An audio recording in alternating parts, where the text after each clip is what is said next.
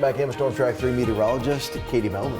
Yeah, we're tracking a few things this morning as you're heading out the door. Some of us seeing pretty limited visibility thanks to some fog. That's going to be mostly over SEMO right now, especially over Poplar Bluff. Seeing about half a mile. The rest of us not too bad. Others are tracking just a little bit of rain this morning, especially over western Kentucky near Paducah. Taking a closer look here, it's very light rain, so not really going to impact you too much. Might see a couple of droplets on your windshield this morning. That heavy rain holding off until tonight and tomorrow. But here in Mount Vernon, you can see those raindrops on the camera here. The fog in Poplar Bluff, Carbondale, Benton kind of look like something in between. But the next couple of hours, that is going to continue to push out of here, just leaving behind a couple of those clouds for the afternoon. Temperatures, though, already very warm. Some of us close to 60 degrees like Union City, Poplar Bluff near 50, Sykeston, Cape Girardeau in those mid 50s.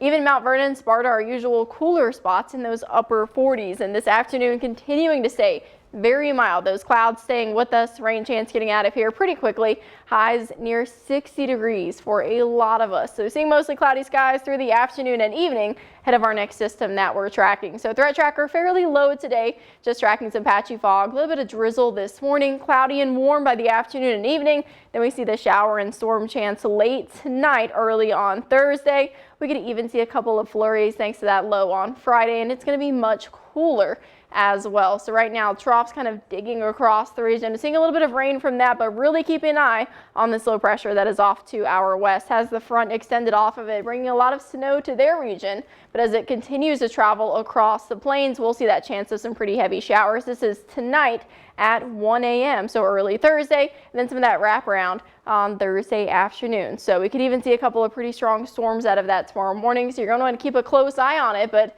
fairly quiet weather to start this morning. Just drizzle and fog, pretty strong breeze out of the south, keeping us nice and warm. Temperatures close to 60 degrees by this afternoon, early afternoon in those mid 60s. And there's that chance of rain. The low pressure really starts to creep in just to our north. We see the rain push ahead of that front, pretty strong ahead of the front. We could see a couple of isolated storms out of this.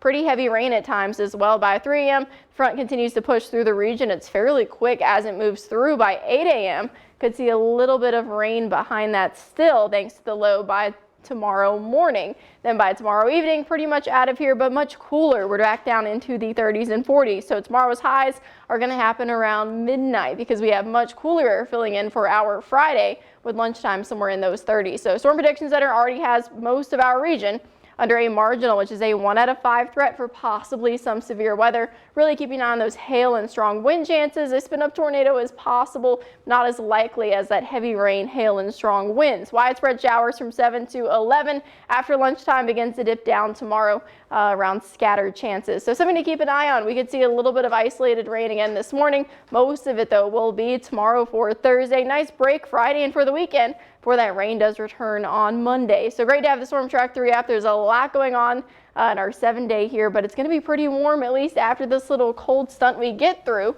Today, though, very warm. We're in those low 60s. The cold front pushes through, dips us down to pretty much our more seasonable highs in the upper 30s. Then the warmth comes right back for the rest of January. We have highs in the 40s and then close to 60 degrees to start the next work week with our next chance of rain. That just sounds fantastic, though. 50s next week, second or third week of January. Yeah, sounds good to me.